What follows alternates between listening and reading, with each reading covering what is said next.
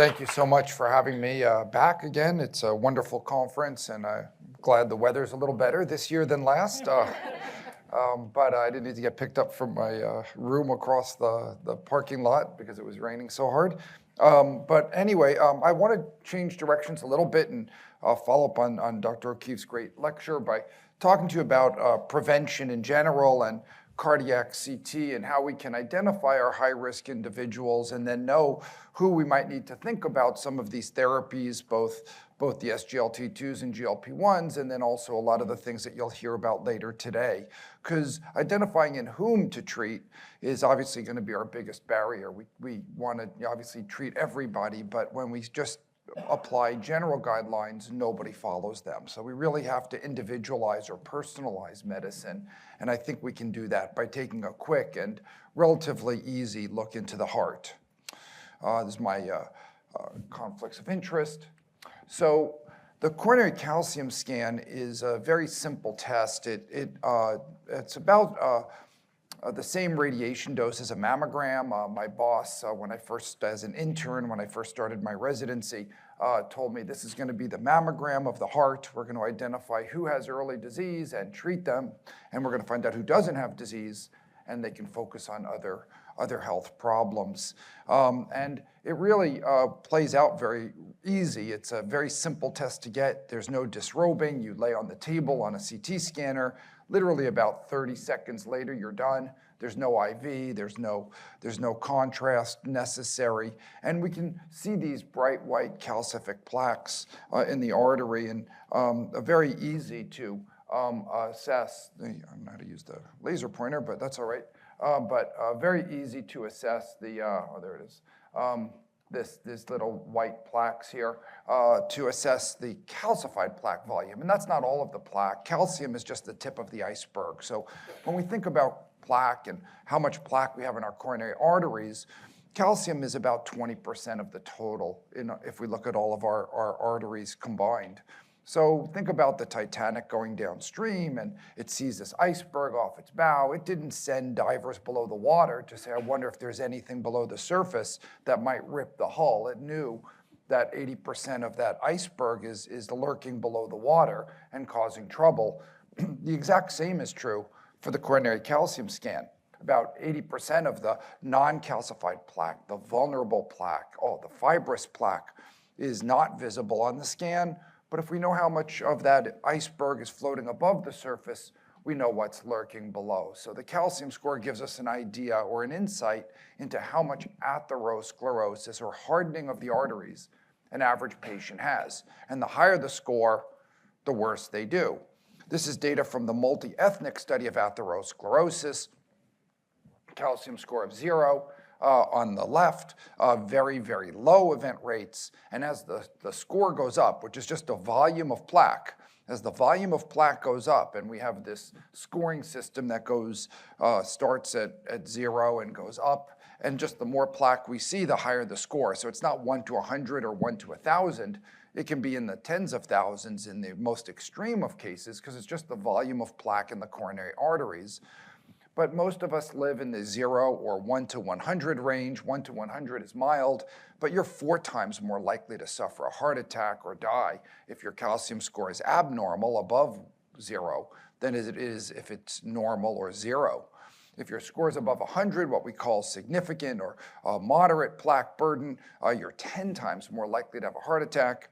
And if your calcium score is above 300, you are severe plaque burden. And I'll show you a new study that suggests that these patients have the exact same risk as a patient who survived a heart attack. Even though they haven't yet had their heart attack, they have the same risk. So we can be very aggressive in these patients with severe calcified plaque.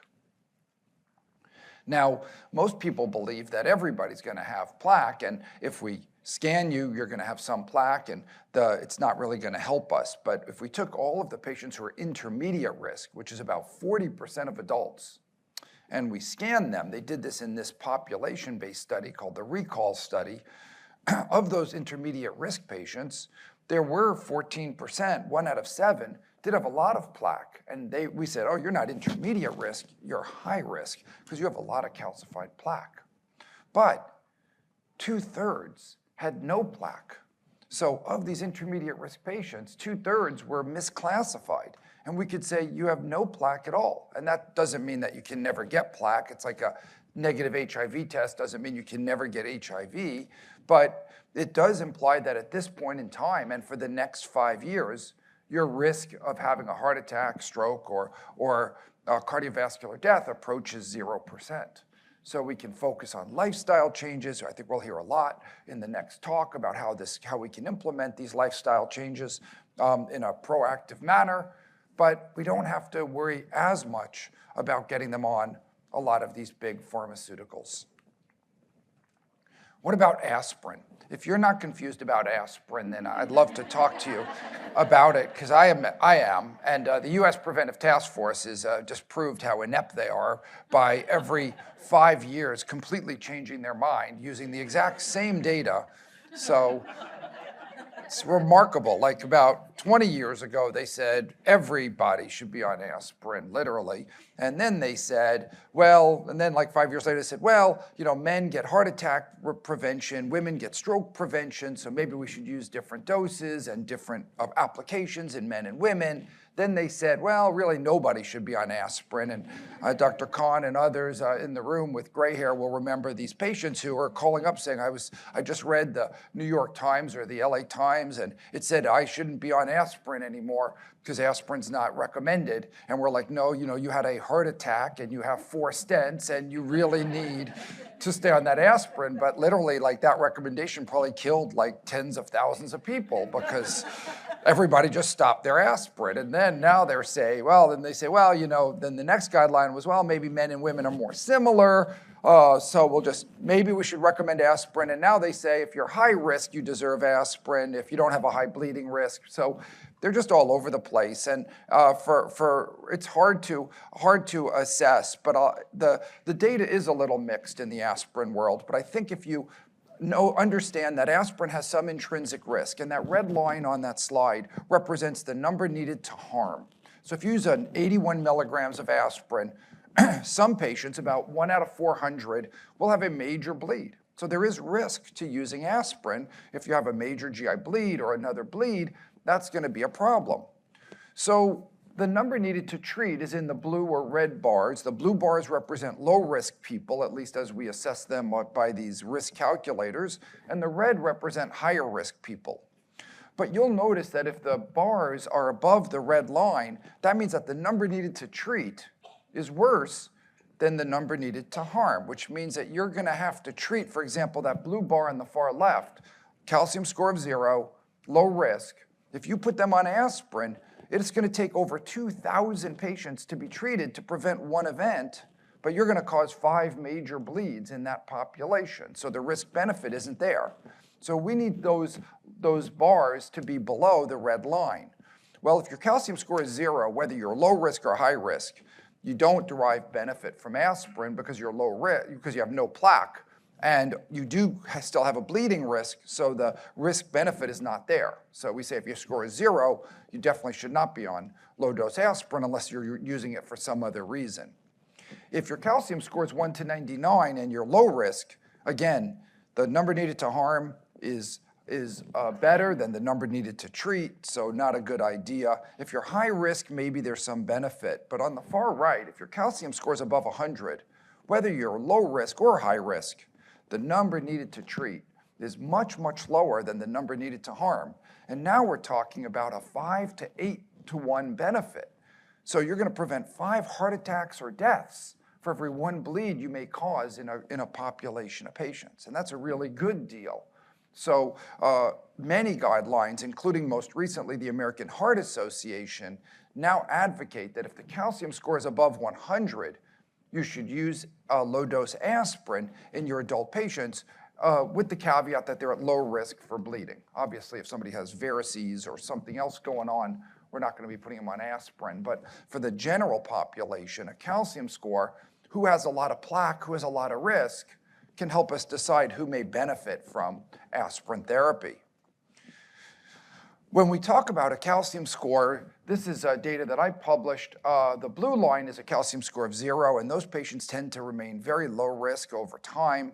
The red line is patients with a little bit of plaque. They're a little bit higher risk, but still relatively low risk over time.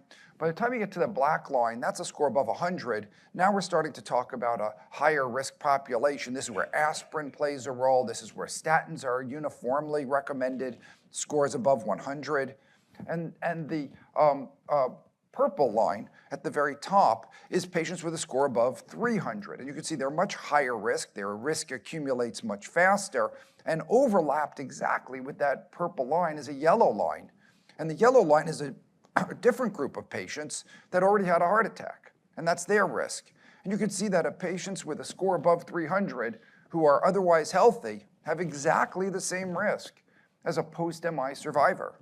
So when we talk about what we call secondary prevention and all the drugs that we may use now in more aggressive patients who've already suffered a heart attack, we can also apply to those patients with a calcium score above 300.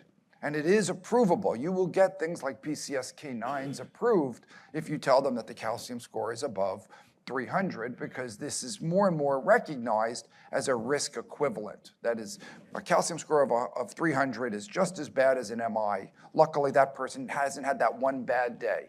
But if we wait for the heart attack to occur to start some of these therapies, it's going to be doesn't going to work out very well for most of them. Right? 2/3 of them are going to survive the heart attack and have a scarred ventricle and now have maybe heart failure and an MI, and now they have more problems. And in the other third, they die. And I'm pretty sure that starting the PCSK9 during CPR or once they're dead is going to be less effective, right? So we want to start these drugs before the heart attack, and a calcium score above 300 is definitely very high risk in every cohort we've looked at. But I think the biggest benefit, and I think this will play really nicely into the next talk, will be the ability to get our patients to do what we ask them to do. Because it's hard, they feel well, and you can't make an asymptomatic person feel better. But we can make an asymptomatic person feel worse by putting them on therapies or making them pay $500 a month for drugs, and then they feel a lot worse when they go to their bank and the bank says you have no money to take out of your ATM machine today because you used it all on your GLP-1. So what we want to do is identify the right patients and then motivate them to do a lot of the lifestyle behaviors first, and then of course taking the therapy, staying compliant with all the things that we might prescribe them. I don't want to put patients on statins and then find out 2 years later that they've never taken the pill. That's probably not helpful to have it in their purse or in their pocket and not take it. I don't think there's cardioprotection there. So we have great evidence that if we show patients plaque in their coronary arteries, that if we say, look, your calcium score is high, they become compliant. And I have to tell you, I mean, this happens every day in my practice. Patients who said, I'm not going to take a statin. I said, okay, well, let's just get a calcium score and see where you are. And then their calcium score comes back astronomically high, and they're like, you know what? I think I'll take that. I'll try that statin after all, right? That terrible drug that I read so many negative things about, maybe I'll give it a shot, right? Because now they're talking about their own coronaries, and their own coronaries look like that, which is not a good picture for coronary arteries. We don't want to see plaque in the arteries like that because they're heading down the road of stent, bypass surgery, heart attack, or cardiovascular death. And they recognize that and they become more adherent, not only to statins and aspirin, but they'll lose weight. This was before the GLP-1 data. We showed that they actually lose weight and exercise more if they were told that their calcium score is elevated. So we can do this both naturally and then adjunctively with therapy. This was actually studied in a prospective randomized trial called the Eisner study. Half the patients got a scan, half the patients did not. Asymptomatic people, and the patients who got a scan on the coronary calcium scan had much better LDLs 4 years later, had much better blood pressures 4 years later, were more likely to be exercising, to taking therapies for blood pressure, cholesterol, and aspirin. And those patients who came in on statins were more likely to still be compliant with statins. So it does work in prospective randomized trials calcium can improve compliance. So think about it in patients who are intermediate risk. That's defined as a 5 to 20% 10-year risk. Think about it in family history. We have no idea what the genes of heart disease are, so we don't know who gets it. If mom or dad had early heart disease, we don't know if that patient is going to have early heart disease, because we don't know if they got the genes or not, because we don't know which genes to measure still. If they're reluctant to statins, as I described, they're more likely to take them. If they're on aspirin, if we need to decide on aspirin, that helps. And certainly, I think it will help us with some of the new therapies that we just heard from Dr. O'Keefe, as far as dishing out who may benefit more from the SGLT2s or GLP-1s from a cardiovascular standpoint, not from a weight loss standpoint. We know all will benefit, but from a cardiovascular standpoint, those with heart disease benefit more. So how can you put in your practice? Well, there are these things called the MESA risk calculator. You can just type in MESA risk calculator in Google and you'll get to this page. And on the left is just a simple one where you just put in the age and the gender and the race, and then and their calcium score if you have it, and it'll calculate their risk. Or on the right, you can put in a bunch of information and get a more accurate 10-year risk for your patient and know where they are relative to their age, relative to their sex, relative to their race and ethnicity. So this is my favorite quote now, 500 years ago, Machiavelli, almost 600 years ago, Machiavelli said this: "At the beginning, a disease is easy to cure, but difficult to diagnose. But as time passes, not having been recognized or treated at the outset, it becomes easy to diagnose, but difficult to cure." And I think this applies no better ever than in heart disease, where if we can find it early with a calcium score, we can start to get treated and prevent them from ever developing coronary artery disease or advanced heart disease.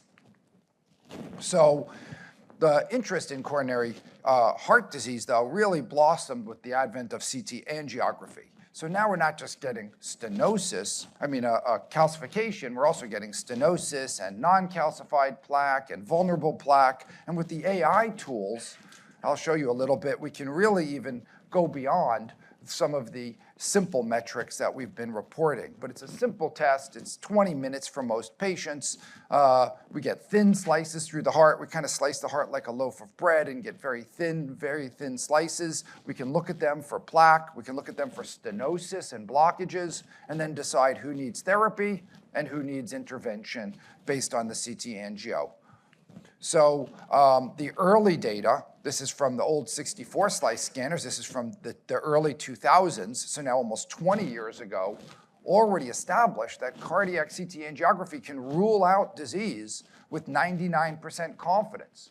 With 99% confidence, back when we had these old scanners, we could already say you do not have any significant blockages and do not need invasive angiography or a stent, or you have significant blockages and you may benefit from revascularization.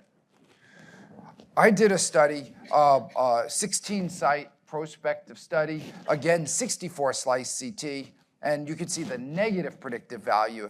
If we said there's no 50% blockage or no 70% blockage, and you decide to cath them, 99% of the time, you're going to come up with no 50% blockage or no 70% blockage. So we can rule out disease very, very effectively.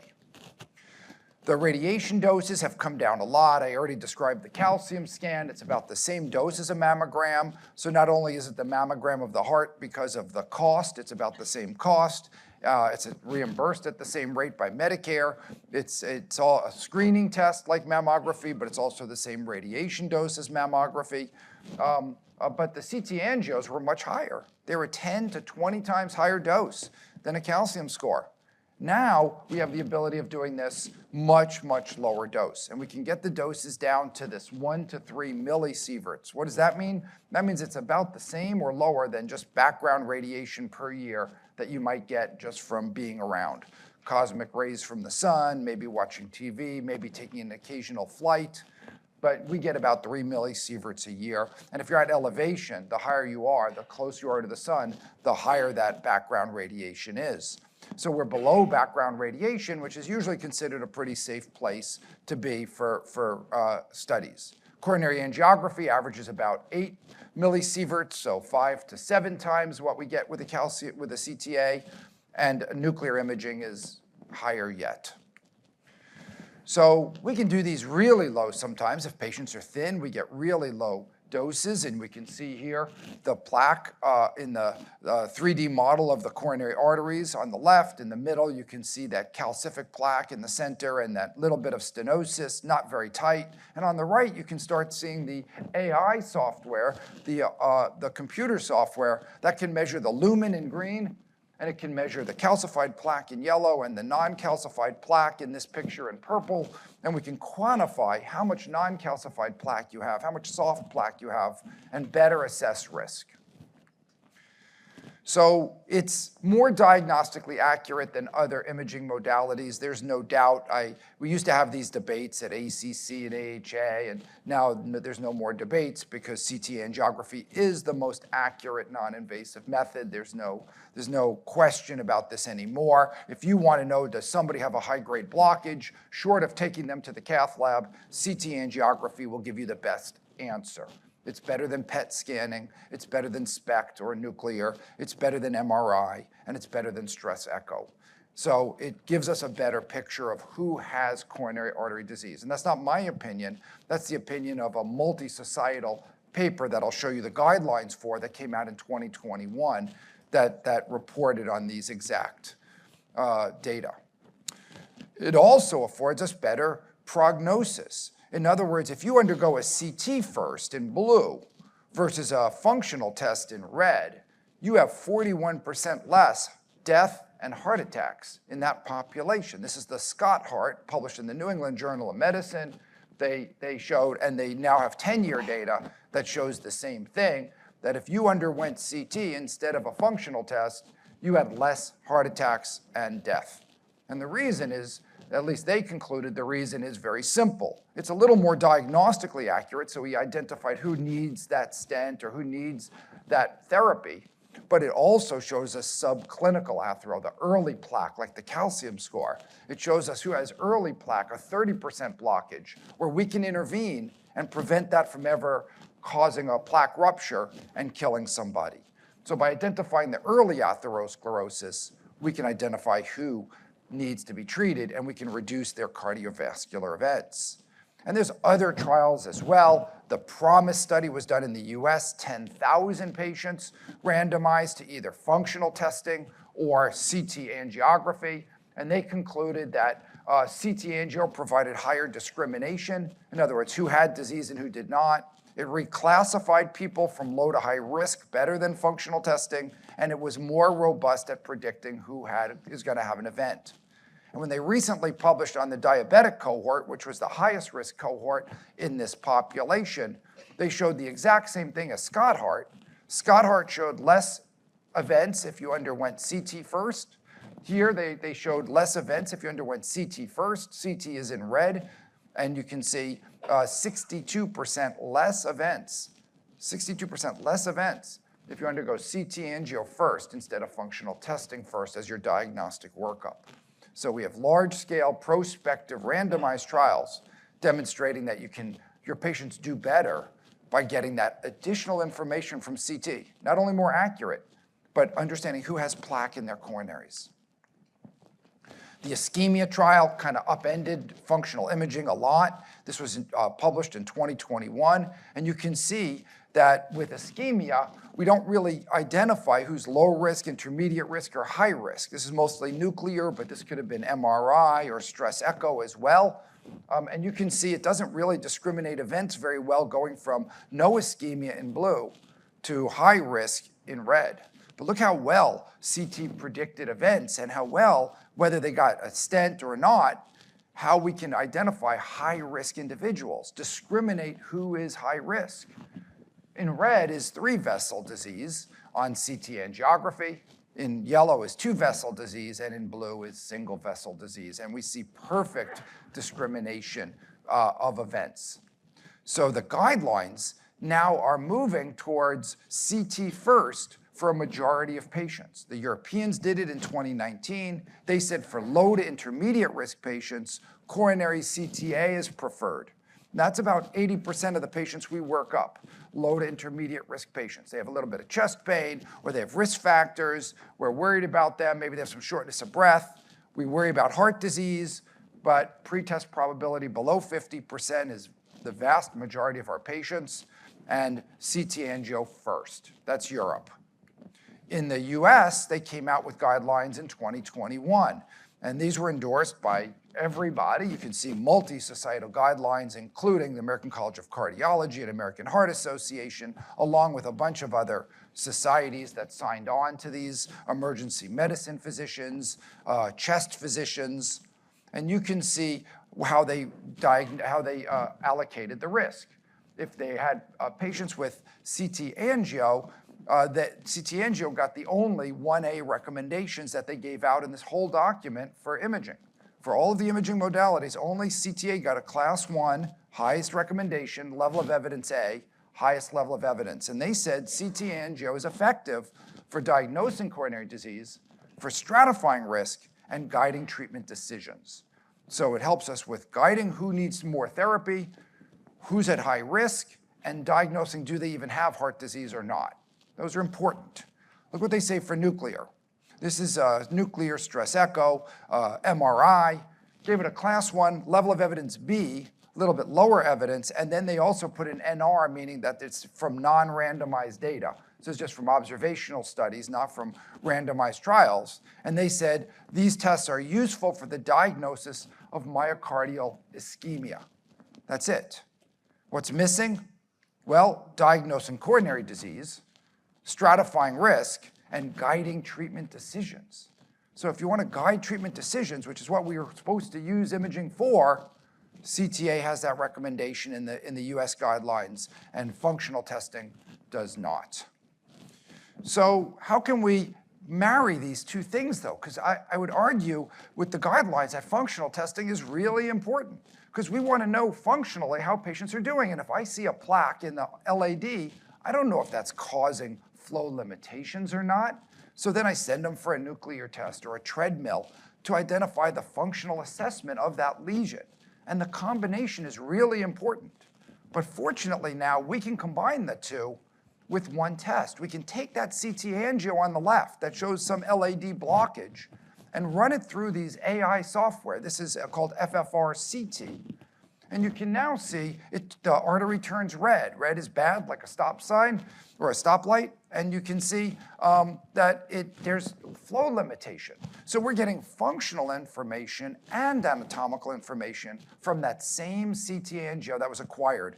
Nothing new about it. Just send it for a typical CTA, no additional radiation, and just send it for AI evaluation. And it tells us which lesions are important and which lesions are okay, that they're not inhibiting blood flow. So the guidelines said, well, CT is the only class 1 level A evidence, and FFR-CT, adding that in, is a class 2A evidence, and they also say that it can guide decision-making regarding the use of coronary revascularization.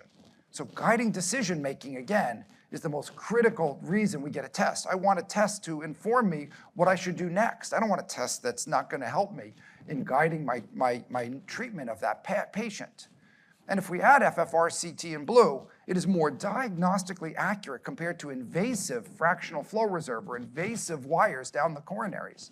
It's more accurate than PET scanning, than CT angiography by itself in red, or SPECT scanning in orange. So it raises the diagnostic accuracy for flow-limiting lesions, which is really important. Does it really help us in management? Well, this was done by Pam Douglas, a prior president of the American College of Cardiology, and Pam did this study. She's at Duke, called the PRECISE trial, randomized 1,000 patients to functional testing, like we always do, or 1,000 patients to CT angiography. And if they got CT angio, they could also get FFR-CT as needed. They didn't all get FFR-CT, but if they had that moderate lesion, what they say 40 to 90% stenosis on the CT angio, they would go for FFR. And what happened is that the event reduction was significant. The precision pathway, which was CT angio, had 70% less events than the traditional testing. And when you look at the implications of this lower event rate, this is what happened. So there was, of every 100 patients in the stress testing, 18 patients in this study went for cath. So 18% patients went for cath of the symptomatic population. Of those people who went to the cath lab, only 6, or 31%, less than a third, ended up getting revascularization. 2/3 were false positives and did not get revascularization. And that's pretty common. Any invasive cardiologist or interventionalist will tell you a lot of their diagnostic caths come out normal or near normal with mild disease that they can't intervene upon. Look what CTA did. CT angio arm, same study, 1,000 patients. Of every 100 patients, 14, so 14% of patients ended up going to the cath lab, less than the stress testing because it's more specific than functional testing, so the specificity is higher. And then 10 out of those 14 ended up getting stent or bypass. So now our revascularization rate goes from 31% to 72%. So we're cathing less, but we're intervening on more. And that means that we're getting rid of the normals and we're identifying more people who benefit from revascularization. So it's a win-win for cardiology and for the patients because less go to the cath lab, but more come out with the reason why they went to the cath lab, which was if they needed a stent, they got their stent. So the final thing I just want to touch on is this concept of plaque and physiology, that we now have FFR CT and we can look at the flow, and we can also look at adverse plaque characteristics, these bad plaque characteristics, like a lot of plaque in the arteries. These companies, these AI tools can now quantify, like a calcium score, how much volume of plaque do I have? And if I have a lot of volume of plaque, I'm high risk. Well, if you have neither in this study, the advanced registry, the risk was really low. If your FFR CT was negative, no flow-limiting lesion, and your plaque volume was low, you did well. If you only had high plaque volume and no flow-limiting lesions, you had events, but they occurred late, right? Because the plaque takes time to rupture and have an event, so you have time to intervene. If you identify somebody with high plaque, you can put them on statins and aspirin and all these new therapies that we'll hear about later in the day as well. If they have abnormal flow, FFR is abnormal, so their flow is abnormal, but their plaque burden isn't very high, all of their events occur early because they have flow-limiting lesions, and if we don't deal with it, they're going to have a problem with that flow-limiting lesion. And if they have both in red, both a lot of plaque and flow-limiting lesions, they get early events from the FFR abnormality, from the flow abnormality. They end up with late events because they have a lot of plaque in their coronaries, and they're at very high risk. So we can identify and risk stratify based on plaque and based on FFR. So big picture, we can identify normal patients with 99% confidence and tell them you don't have any heart disease, your arteries are clean, you can focus on other things and worry and deal with other problems and do all the lifestyle things that we're about to hear about in the next lecture. In the preventive arm, if we find some plaque and no high-grade stenosis, we can get them on statins and aspirin and all these other therapies that adjunctive to lifestyle changes to help prevent future events. We can get rid of some of the excess normal caths. We reduce cath lab normalcy rate by 72%, 72% less normals in the cath lab, which I would argue is a great thing. And we can identify who's high risk based on plaque and FFR CT. So there are some caveats. It's not the perfect test. It's not for everybody. But if they have really high calcium scores, if you already got a calcium score because you're doing your risk screening in asymptomatic people, and now you're saying, oh, you have a lot of plaque, I want to get a CT angio, not a great study if their calcium scores are very, very high, extreme calcium above 1,000, because all of that calcium precludes us from seeing the lumen very well, and we can't make the proper assessments. If they have a lot of stents, we can look at stents in CT angio, but if they have a lot of stents or small stents, it becomes a much harder diagnostic test. We have to get the heart rate under control. Any good imaging center now will give them beta blockers or calcium channel blockers or ivabradine to keep the heart rate under control so we get motion-free images. Important. If they really need a cath, they really need a cath. If they have high pretest probability, don't send them to the CT lab, because then I see 3-vessel disease, which I was looking at. I saw yesterday twice from patients that were referred for CT, and I was reading them. And then I have to say, okay, now you need more radiation and more contrast by getting a cardiac cath. So if you already know they're really high risk, this is not a substitute for that. And if they have renal insufficiency or contrast allergy, just be careful. So I'll leave you with this thought, and this is a patient of mine. This is exactly what happened to him. He got a nuclear scan. He did totally normal perfusion, did fine, no chest pain during the functional test, and he was reassured. He was told, you don't have heart disease, don't worry about it, you're good. He got patted on the back. He came to see me for prevention stuff, and he has diabetes, and he's a middle-aged guy, so I was a little bit nervous that he at least has some clinical athero. So I got a CT angio in him because he had that previous symptoms, and the nuclear was not wrong. The nuclear was absolutely correct. There were no high-grade flow-limiting lesions that needed a stent or bypass, but his coronary arteries were chock full of atherosclerosis in every vessel. It was terrible. So I said, well, I'm not going to reassure you. I'm going to say you have severe atherosclerosis. You need a statin. You need aspirin. You need to change your lifestyle. And if you get a twinge of chest pain, you come running back. So the messaging is completely different. Both tests are correct. But the nuclear told him, all he said was, you're good to go. And he got patted on the back and he thought he was fine. But fine just means you don't need a stent. And that's not fine, because most plaques that rupture are the 30% plaques that are going to kill you 3 months after your normal nuke, or a year after your normal nuke, because you're not on the statin and the aspirin and the lifestyle, and you're not in tune with heart disease because you're already told that the heart disease was not your coronaries, so you ignore it. So it's indigestion or something else. And then you have a massive heart attack, or you die, and it's not a good end result. That's why the outcome data is so much better with CT. And again, both tests were exactly correct for what they were supposed to test. So I'll leave you with this thought. All truth passes through 3 stages. This has been my journey over the past few decades doing cardiac CT. First, it is ridiculed. Secondly, it was violently opposed, which I went through quite a bit. And third, it's accepted as being self-evident, which I think we're getting there. So thank you very much for having me, and I'll be glad to answer any questions.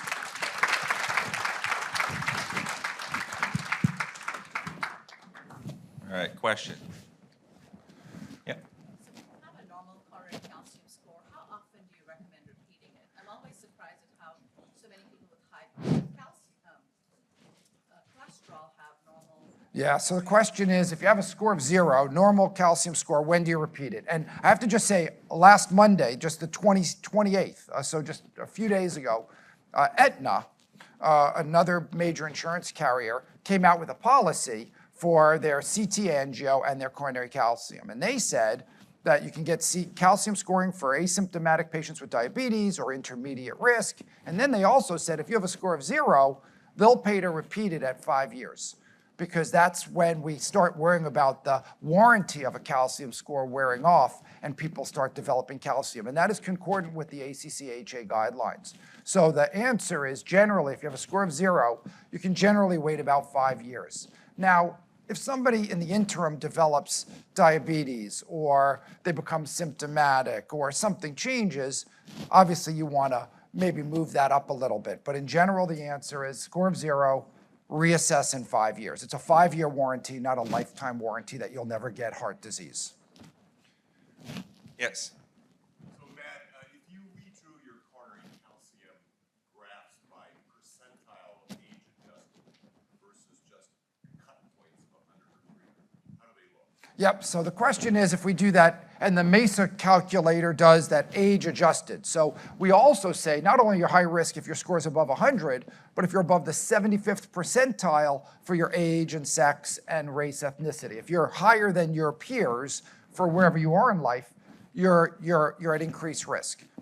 The answer, though, is that the absolute scores tend to predict events a little bit better, in the short run at least, because if you have a woman who's 50 and she has a calcium score of like 5, she's in the 75th percentile because she should have a score of 0. But a score of 5 is not going to have a heart attack or stroke in the next 5 years. If that same woman had a score of 100, she would have more likely to have a heart attack or stroke in the next 5 years. So it's very important for lifetime risk, more important for lifetime risk, to get the percentiles, because that'll tell you what trajectory they're on, and it'll keep going up, right? I mean, I just had a paper come out last week, and we said, plaque begets plaque, that if they have plaque, they're going on this slope, and we got to somehow slow the curve, right? We got to bend the curve of what they're on. So finding out where they are percentile is most important for lifetime risk, but for short-term risk, these absolute scores tend to predict who's going to have an event in the next 5 to 10 years more accurately. Because a lot of plaque, I don't care if you're old or young or blue or green, if you have a lot of plaque in your coronaries, you're at high risk for having a heart attack, regardless of your age, sex, or race, ethnicity. Yes.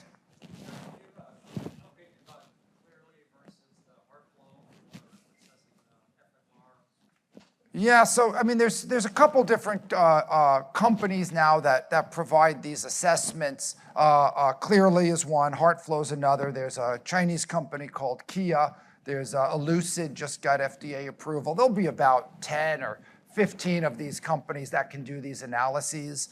I'd like to think that the companies that have the most validation for their software probably provide us with the best answer. And right now, at least, that's HeartFlow. HeartFlow's been doing this for over 10 years. They have 5 prospective studies of invasive FFR comparing to their FFRCT. So honestly, I think their models are probably a little more precise. Their they've been working their tools and changing their algorithms for over a decade. So these newer companies that are coming in probably have to play a little bit of catch up, but clearly is very good as well for plaque assessment. I think FFRCT, though, for flow I think HeartFlow is a little ahead of the other companies just because of their 10-year head start looking at flow rates. So for FFRCT, I think clearly is the better test. I mean, HeartFlow is the better test. And Matt, for plaque assessment, are you talking just plaque volume or the percent of lipid in the plaque? What do you mean by plaque? Yeah, so now we can get all types of plaque volume. So the calcium score is just a calcified plaque, which is not even really the most vulnerable, but it tells us which patients are vulnerable. If you have a lot of calcified plaque, you have a lot of other plaques, and something bad may happen. It's not going to be that calcified plaque that ruptures. With these AI tools, Clearly and HeartFlow, looking at plaque, they can tell you how much non-calcified plaque you have, how much total plaque, coronary plaque you have, and they can break it down by plaque type. So vulnerable plaque, or what we call necrotic core, which if we did an intravascular ultrasound, we would see this really dangerous plaque, they can quantify that as well. So you get a bunch of different plaque volumes in every segment of the heart to kind of help you guide your treatment.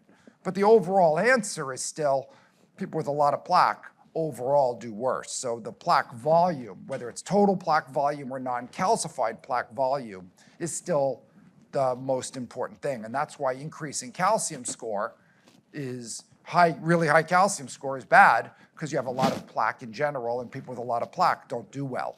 Sydenham in 1600, so this is going back now 500 years, just like that Machiavelli quote. Sydenham said, a man is as old as his coronaries.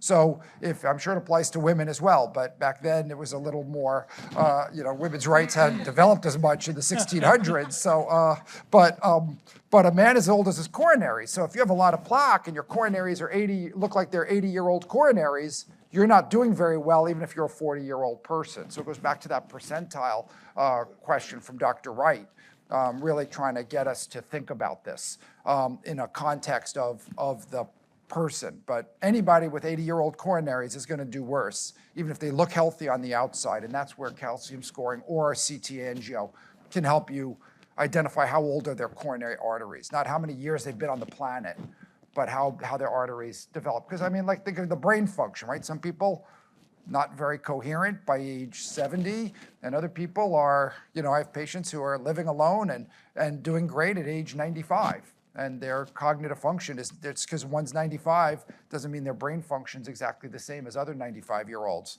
So we have to individualize it. Yes? Thank you. I want to know if you see a role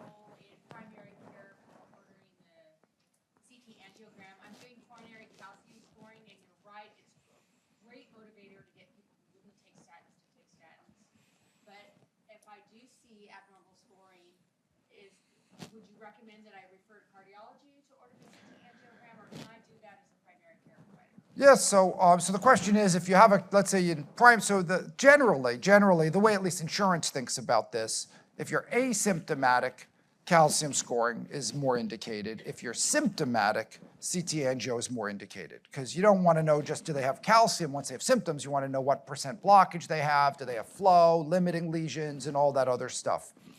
But there is a big push to look at CT angiography and get all that non-calcified plaque in primary prevention, because we can identify them earlier and get them on other therapies. So insurance won't pay for it overall, usually, if they're asymptomatic.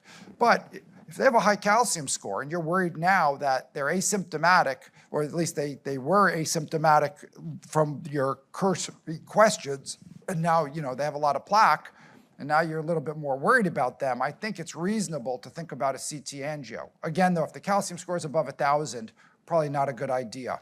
I don't know the local referrals here. We allow CT angios to be referred from any provider. So nurse practitioner, PA, physician, you don't have to go through cardiology fellowship to order a test.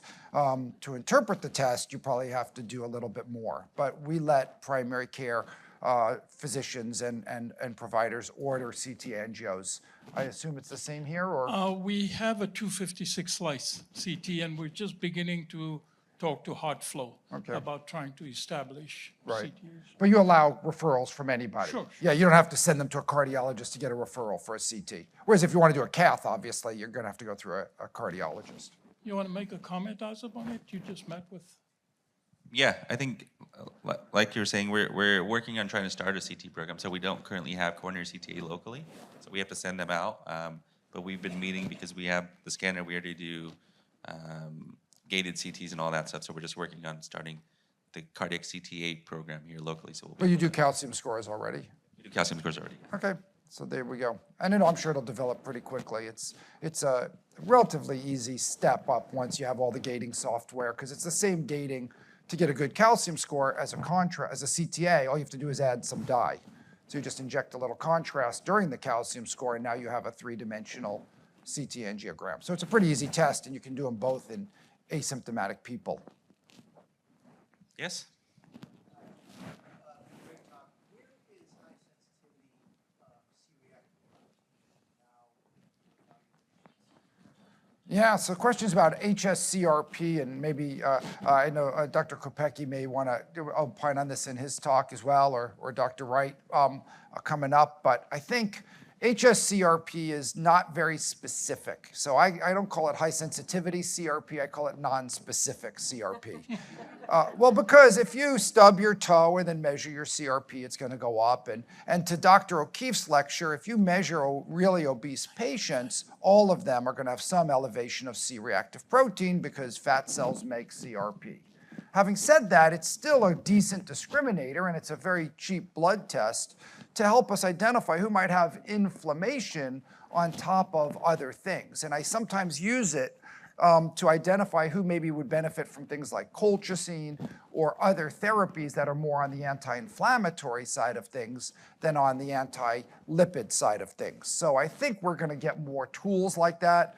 Canakinumab was studied. It's an IL-1 blocker. We're right now finishing up a trial with an interleukin-6 inhibitor. Maybe that'll be a good anti-inflammatory marker. And the pathway to get it into the trial was CRP.